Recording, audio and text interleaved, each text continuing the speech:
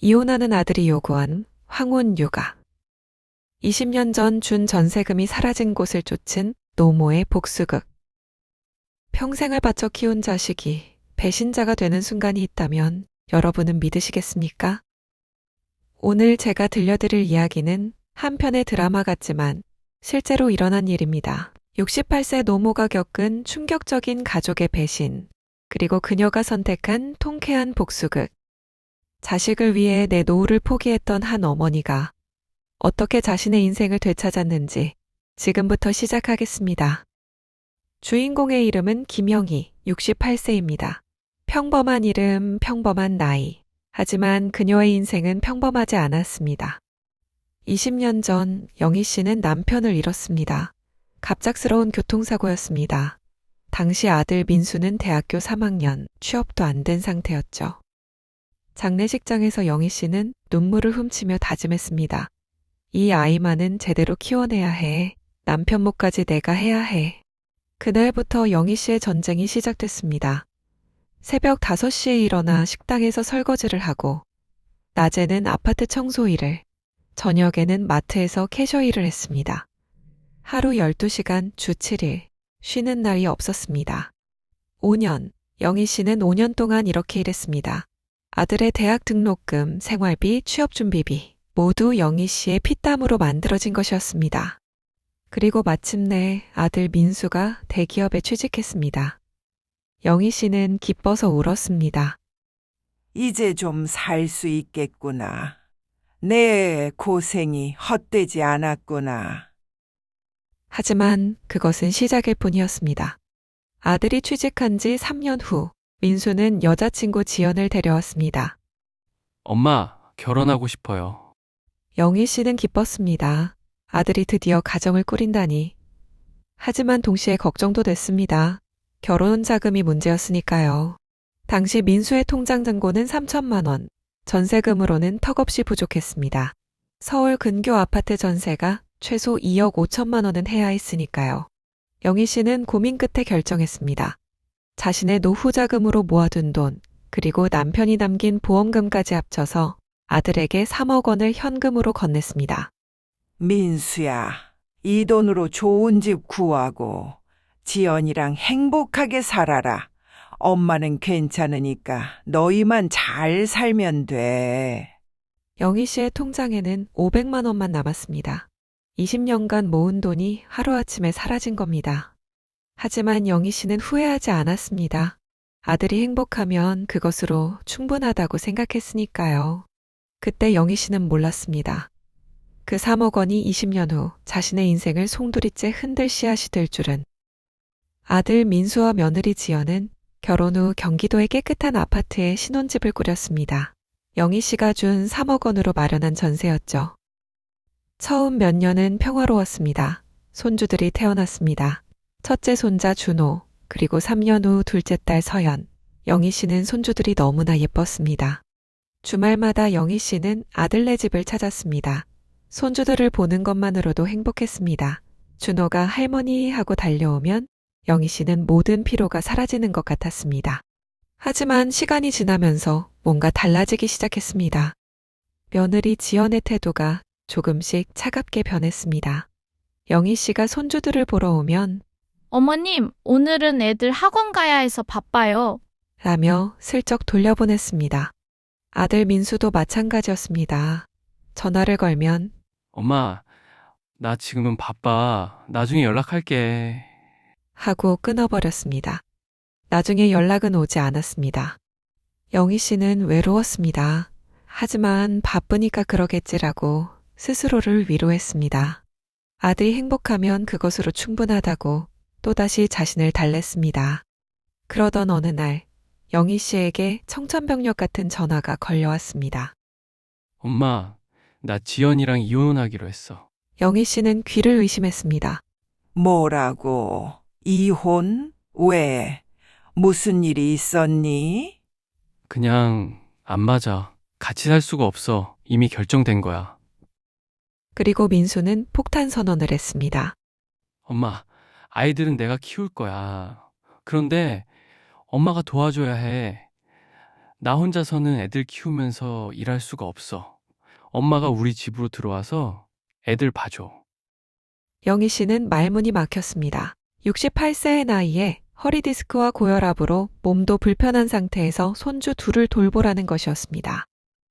민수야, 엄마도 나이가 있고 몸도 안 좋은데 조금 무리가 아니겠니? 엄마밖에 없어. 엄마가 안 도와주면 나는 애들 데리고 거리에 나 앉아야 해. 엄마가 날 버리는 거야? 애들을 버리는 거야? 영희 씨는 가슴이 무너졌습니다. 아들의 목소리에는 원망과 절박함이 섞여 있었습니다. 거절하면 나쁜 엄마가 되는 것 같았습니다. 결국 영희 씨는 아들네 집으로 들어갔습니다. 이혼한 지 한 달 후였습니다. 현실은 상상보다 훨씬 가혹했습니다. 준호는 초등학교 3학년, 서연이는 유치원생. 두 아이 모두 엄마 없이 혼란스러워하며 울고 떼를 부렸습니다. 아침 6시, 영희 씨는 일어나 아이들 아침을 준비했습니다. 준호의 도시락을 싸고 서연이를 유치원 버스에 태웠습니다. 그리고 집안 청소, 빨래, 설거지. 허리가 끊어질 것 같았습니다. 무릎이 아파서 계단을 내려갈 때마다 신음이 나왔습니다. 혈압약을 먹어도 머리가 지끈거렸습니다. 더 힘든 건 아이들의 반항이었습니다. 준호는 할머니가 엄마 아니잖아요. 엄마 어디 갔어요? 라며 소리를 질렀습니다. 서연이는 밤마다 엄마를 찾으며 울었습니다. 아들 민수는 퇴근해서 집에 오면 소파에 드러누워 TV만 봤습니다. 아이들 숙제는 물론 씻기는 것조차 영희 씨의 몫이었습니다. 영희 씨가 민수야, 엄마 좀 힘들다. 너도 조금 도와줄 수 없니? 라고 말하면 민수는 짜증을 냈습니다. 엄마, 나도 회사에서 죽도록 일하고 온다고. 집에서까지 잔소리 들으려고 엄마 모신 거 아니야. 이때부터 영희 씨는 깨닫기 시작했습니다. 나는 엄마가 아니라 그냥 무료 가사 도우미구나. 그리고 결정타가 날아왔습니다. 이혼 서류에 사인하는 날, 며느리 지연이 영희 씨를 따로 불렀습니다. 둘은 아파트 단지 벤치에 마주 앉았습니다. 지연의 표정은 차갑고 단단했습니다. 어머님, 솔직히 말씀드릴게요. 저는 어머님이 가족이라고 생각해 본 적 없어요. 영희 씨는 귀를 의심했습니다. 뭐라고? 어머님은 항상 간섭만 하셨잖아요. 애들 교육에도 끼어들고 제가 하는 일마다 잔소리하고 민수한테도 계속 저 험담하고. 나는 그냥 손주들이 걱정돼서. 걱정? 아니에요. 어머님은 그냥 외로워서 우리한테 매달린 거예요. 어머님 인생이 없으니까 우리 인생에 기생한 거죠. 영희 씨는 아무 말도 할 수 없었습니다. 목구멍에서 말이 나오지 않았습니다. 지연은 일어서며 마지막 말을 남겼습니다. 이제 민수는 어머님 몫이니까 어머님이 알아서 하세요. 전 제 인생 살 거예요. 벤치에 홀로 남은 영희 씨는 울지도 못했습니다. 가슴이 너무 아파서 눈물도 나오지 않았습니다. 내가 뭘 잘못한 걸까? 며느리가 떠나고 한 달 후 더 큰 문제가 생겼습니다. 어느 날 저녁 민수가 영희 씨를 조용히 불렀습니다. 표정이 심각했습니다. 엄마, 내가 솔직하게 말할게. 나 지금 돈이 너무 없어. 회사 월급으로는 도저히 생활이 안 돼. 그래도 넌 대기업 다니잖니. 월급이 꽤 되지 않니? 엄마는 몰라. 이혼하면서 위자료도 줬고 애들 학원비만 해도 한 달에 100만 원 넘게 나가. 나 혼자서는 못 버텨. 그리고 민수는 조심스럽게 말을 꺼냈습니다. 엄마 적금 있잖아. 그거 좀 빌려줄 수 있어? 영희 씨는 깜짝 놀랐습니다. 적금은 자신의 마지막 노후 자금이었습니다. 10년 동안 조금씩 모아서 겨우 2천만 원이 된 돈이었습니다. 민수야, 그 돈은 엄마가 나중에 아프거나 할 때 쓰려고 모은 건데. 엄마, 지금 내가 죽겠다는데 엄마는 나보다 돈이 더 중요해? 내가 거리에 나 앉아도 괜찮아? 결국 영희 씨는 고개를 끄덕였습니다. 아들의 다급한 얼굴을 보니 거절할 수가 없었습니다. 다음 날 영희 씨는 은행에 가서 적금을 해지했습니다. 10년 동안 모은 2천만 원이 통장에서 빠져나가는 것을 보며 영희 씨는 텅 빈 기분이 들었습니다. 그날 밤 영희 씨는 잠을 이룰 수 없었습니다. 뭔가 이상했습니다. 민수는 대기업 다니는데 왜 이렇게 돈이 없을까? 위자료를 줬다고 해도 이렇게까지 쪼들릴 일인가? 그리고 문득 20년 전 기억이 떠올랐습니다. 아들에게 준 3억 원의 전세금. 그래, 민수가 결혼할 때 내가 3억을 줬어. 그 집은 전세였으니까 이혼하면 전세금을 돌려받아야 하는 거 아닌가? 그럼 3억이 있을 텐데 왜 돈이 없다고 하지? 다음 날 아침 영희 씨는 결심했습니다. 직접 확인해 보기로. 영희 씨는 동사무소에 가서 아들의 아파트 등기부 등본을 떼어봤습니다. 처음 해보는 일이라 손이 떨렸습니다. 서류를 받아들고 영희 씨는 그 자리에서 얼어붙었습니다. 아파트 명의는 아들 민수였습니다. 그건 맞았습니다. 하지만 2년 전 이 아파트에 2억 5천만 원의 근저당이 설정되어 있었습니다. 영희 씨는 이해할 수 없었습니다. 전세인데 왜 근저당이 대출을 받았다는 건가? 그럼 내가 준 3억 원은 어디로 간 거지? 가슴이 두근거렸습니다. 뭔가 크게 잘못된 것 같은 불길한 예감이 들었습니다. 그날 저녁 영희 씨는 아들을 불러 조심스럽게 물었습니다. 민수야, 엄마가 궁금한 게 있는데 네가 결혼할 때 엄마가 준 3억 원, 그거 전세금으로 쓴 거 맞지? 민수의 표정이 순간 굳었습니다. 응, 그랬지. 왜 갑자기? 그럼 이혼하면서 전세금은 돌려받았니?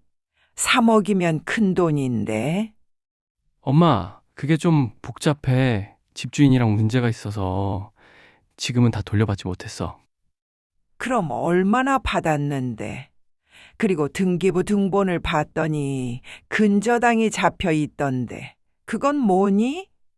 민수가 갑자기 화를 냈습니다. 엄마, 왜 내 집 등기를 마음대로 떼어봐? 나를 믿지 못하는 거야? 아니, 그게 아니라 엄마가 준 돈이니까 당연히 궁금할 수 있잖니. 엄마는 왜 이래? 나한테 준 돈 아까워? 이제 와서 돌려달라고?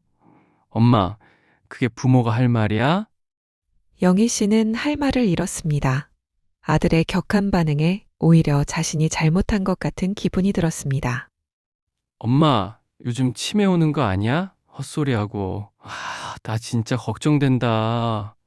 치매라는 말에 영희 씨는 입을 다물었습니다. 그리고 자기 방으로 돌아가 혼자 울었습니다. 다음 날 영희 씨는 평생 친구인 말순 씨를 만났습니다. 동네 작은 카페. 말순 씨는 영희 씨의 눈이 퉁퉁 부은 것을 보고 깜짝 놀랐습니다. 영희야, 무슨 일 있어? 왜 이렇게 얼굴이 안 좋아? 영희 씨는 그동안 있었던 일을 모두 털어놨습니다. 이혼한 아들 황혼유가, 사라진 전세금, 아들의 모든 것을 말순 씨는 듣다가 주먹으로 테이블을 쳤습니다. 이게 말이 돼? 그게 무슨 자식이야? 영희야, 너 당하고만 있으면 안 돼. 하지만 내 아들인데 어떻게 내가 아들을...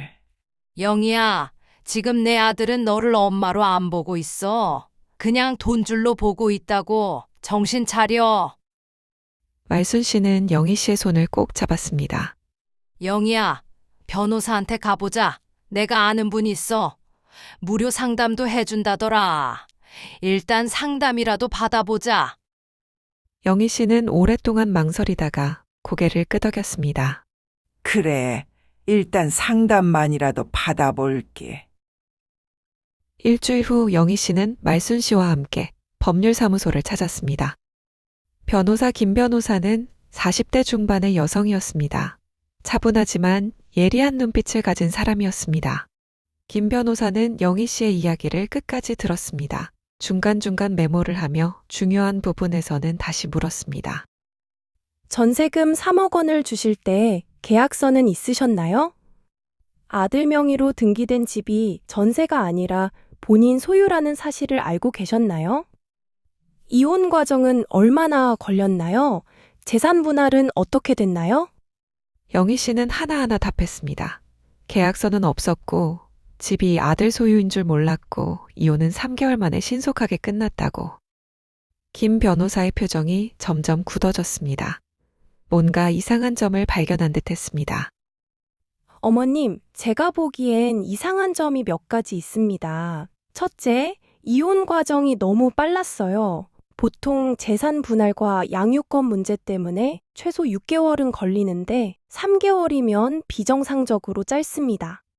둘째, 재산 분할이 거의 없었다는 점도 의심스럽습니다. 며느리가 그냥 손을 털고 나갔다? 보통은 있을 수 없는 일이에요. 셋째, 3억짜리 전세 계약서가 없다는 것도 이상합니다. 큰돈인데 말로만 주고받았다는 게.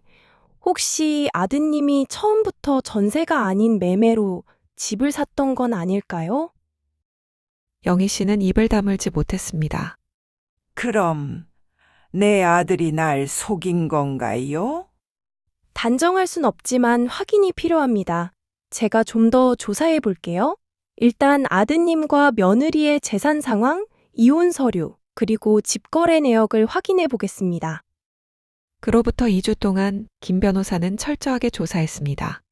등기부 등본, 이혼 조정서, 은행 대출 내역, 아파트 거래 기록 하나하나 파헤쳤습니다. 그 2주 동안 영희 씨는 불안에 떨었습니다. 밤마다 잠을 설쳤습니다. 내 아들이 정말 날 속였을까? 아니야, 그럴 리 없어. 마침내 김 변호사에게서 연락이 왔습니다.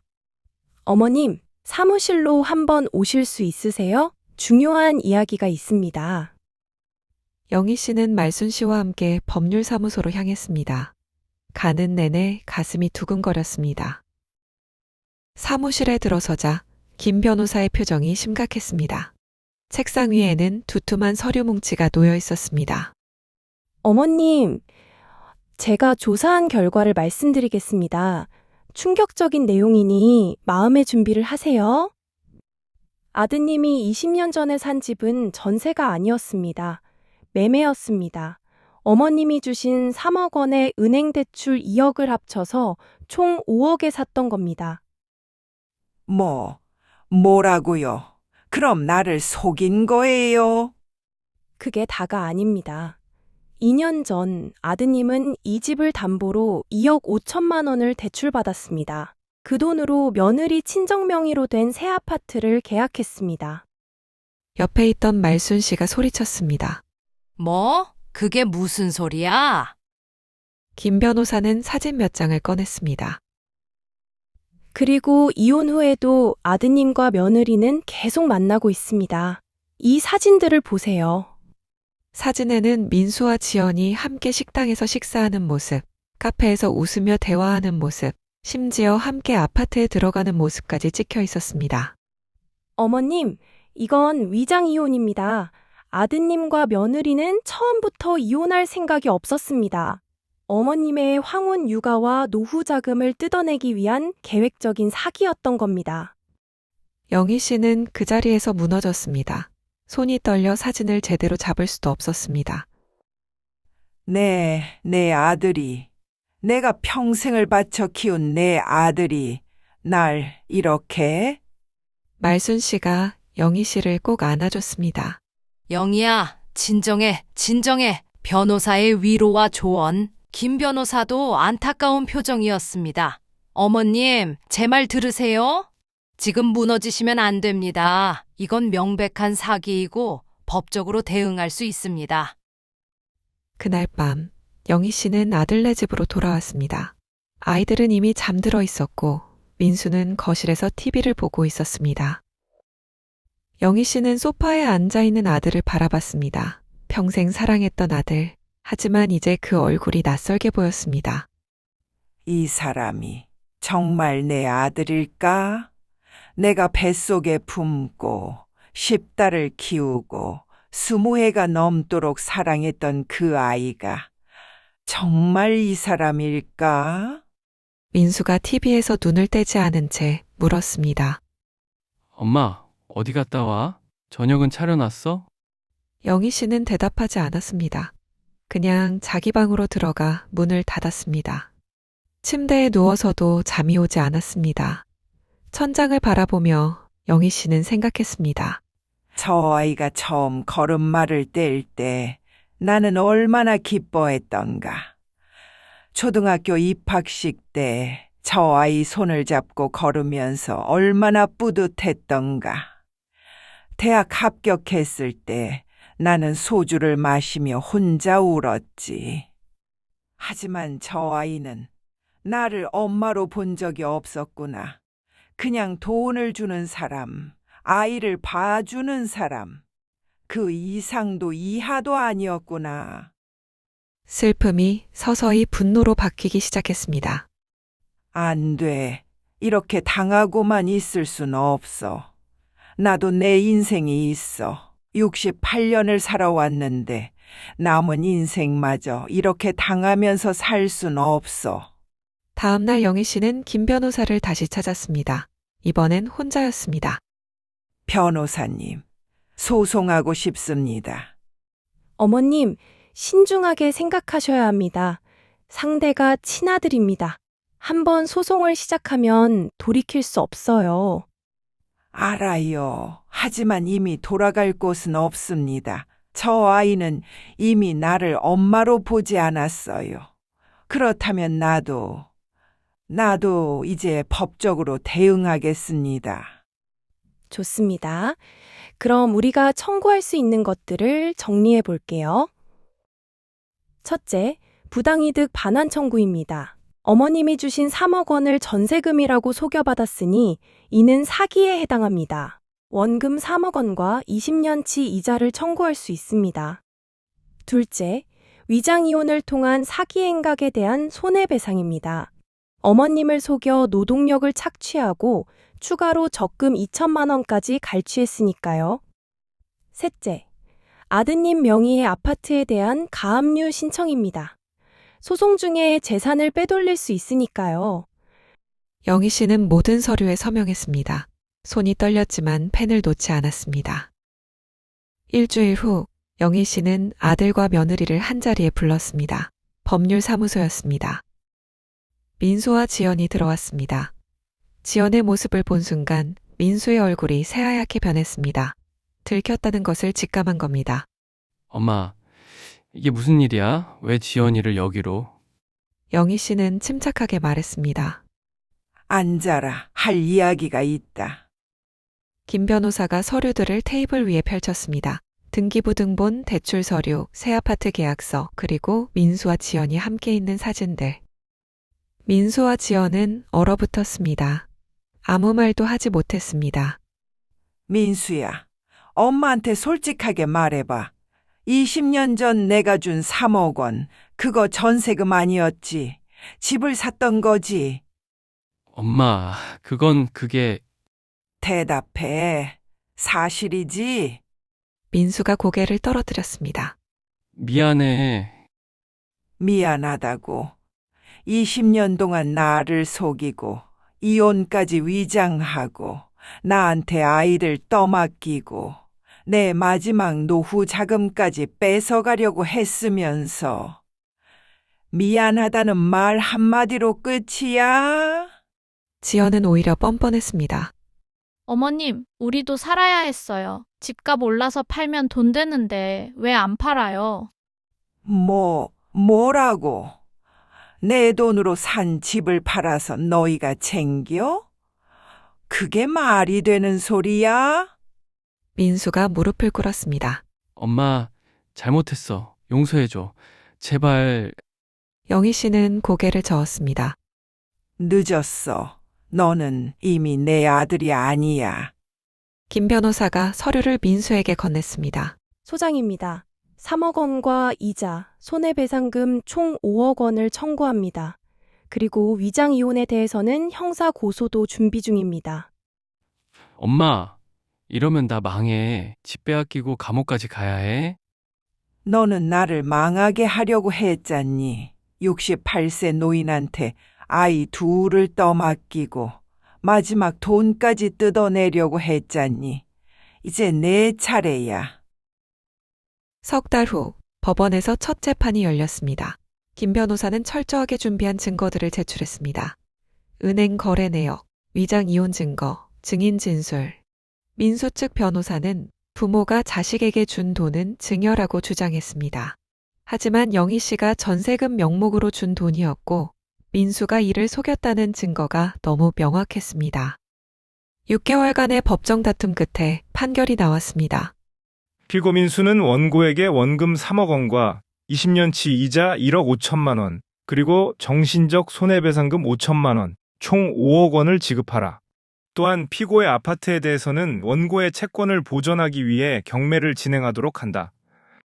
영희 씨는 판결문을 듣고 눈물을 흘렸습니다. 슬픔의 눈물이 아니었습니다. 해방의 눈물이었습니다. 판결 후 3개월, 영희 씨는 5억 원을 받아냈습니다. 민수의 아파트는 경매로 넘어갔습니다. 민수는 아파트를 잃고 회사에서도 스캔들로 인해 권고사직을 당했습니다. 지연과의 관계도 파탄났습니다. 결국 혼자가 됐습니다. 영희 씨는 받은 돈으로 경기도 외곽에 작은 전원주택을 샀습니다. 정원이 있는 2층 집이었습니다. 아침이면 정원에 나가 꽃을 가꿉니다. 토마토, 상추, 고추, 직접 기른 채소로 밥을 해먹습니다. 말순 씨가 자주 놀러 옵니다. 둘이 함께 마당에서 차를 마시며 이야기를 나눕니다. 영희야, 너 정말 잘했어. 내가 안 그랬으면 평생 당하고 살았을 거야. 영희 씨는 미소를 지으며 대답합니다. 응, 이제야 내 인생을 사는 것 같아. 영희 씨는 동네 문화센터에서 서예를 배우기 시작했습니다. 70년 인생에서 처음으로 자신을 위한 시간을 갖는 겁니다. 1년 후 민수가 영희 씨를 찾아왔습니다.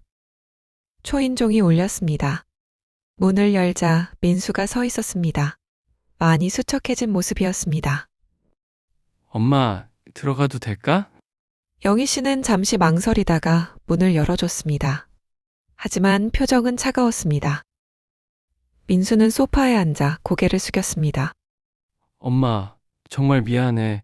나 정말 잘못했어. 미안하면 다야?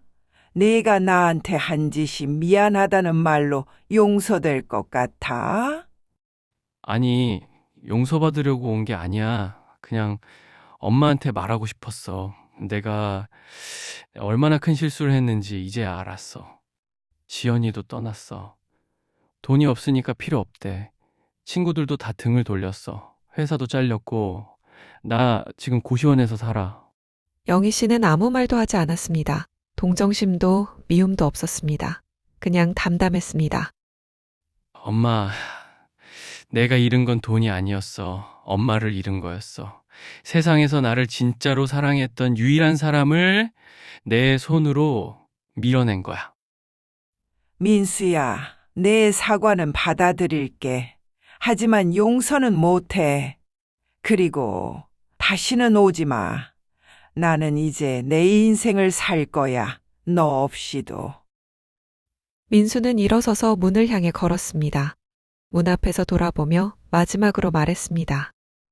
엄마, 건강하세요. 문이 닫혔습니다. 영희 씨는 창문으로 민수가 떠나는 모습을 바라봤습니다. 눈물이 흘렀습니다. 하지만 후회는 없었습니다. 현재 영희 씨는 70세가 됐습니다. 건강하고 평화롭고 무엇보다 자유롭습니다. 아침이면 정원을 가꾸고 오후엔 문화센터에서 서예를 배우고 저녁엔 말순 씨와 산책을 합니다. 준호와 서연은 가끔 생각납니다. 하지만 영희 씨는 연락하지 않습니다. 그 아이들도 이제 아빠와 살아가야 할 삶이 있으니까요. 68년을 살면서 깨달았어요. 가족이라는 이름으로 희생하는 것이 사랑이 아니라는 걸. 진짜 사랑은 서로를 존중하는 거예요. 내 노후는 내가 지켜야 해요. 자식한테 기대면 안 돼요. 자식들도 자기 인생이 있으니까. 나도 내 인생이 있고요. 여러분, 혹시 지금 이런 상황에 계신 분 있으신가요? 자식이 엄마 아빠밖에 없다며 희생을 강요하진 않나요? 손주 육아를 당연하게 요구하진 않나요? 노후 자금을 빌려달라며 손을 벌리진 않나요? 조심하세요. 그건 사랑이 아닙니다. 착취입니다. 첫째, 절대 큰 돈을 현금으로 주지 마세요. 계약서를 쓰세요. 차용증을 받으세요. 가족이라도 예외는 없습니다. 둘째, 황혼 육아를 강요받으면 거절하세요. 당신도 쉴 권리가 있습니다. 손주가 예뻐도 그건 부모가 키워야 할 아이입니다. 셋째, 노후 자금은 절대 건드리지 마세요. 그게 당신의 마지막 안전망입니다. 여러분, 기억하세요. 인생 이막의 주인공은 오직 당신 자신입니다. 자식도 손주도 아닙니다. 영희 씨처럼 늦었다고 생각할 때가 가장 빠를 때입니다. 68세에도 새로운 시작을 할 수 있습니다. 당신도 할 수 있습니다. 오늘 이야기가 누군가에게는 경고가, 누군가에게는 위로가, 또 누군가에게는 용기가 되었기를 바랍니다. 이 영상이 도움이 되셨다면 구독과 좋아요 부탁드립니다. 그리고 댓글로 여러분의 이야기도 나눠주세요. 비슷한 경험이 있으신가요? 어떻게 대처하셨나요? 여러분의 노후는 여러분 것입니다. 누구에게도 빼앗기지 마세요. 긴 영상 끝까지 봐주셔서 진심으로 감사합니다. 다음 이야기에서 또 만나요. 여러분 모두 건강하시고 행복하세요. 세상 사는 다락방이었습니다.